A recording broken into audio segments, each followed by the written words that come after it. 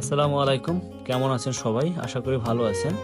আজ আমি আছি সমুদ্র সৈকত কুয়াকাটা, যেটি অনেকে সাগর কন্যা নামেও চিনে থাকেন। এখানে সত্যিই বলতে গেলে প্রকৃতির এক নান্দনিক সৃষ্টি।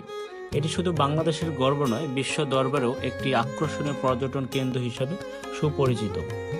এখানে এলে সত্যি মন ভরে যায় সমুদ্রের নীল জলরাশি আর দিগন্ত জোড়া সৌন্দর্যে।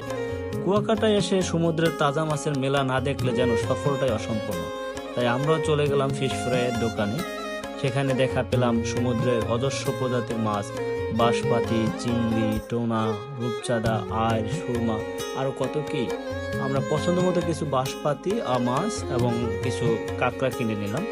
দোকানদার সেগুলোকে মশলা মাখিয়ে যত্ন করে গরমা গরম ফ্রাই করে সঙ্গে রুটি মিশিয়ে আমাদের সামনে খাবার পরিবেশন করলেন।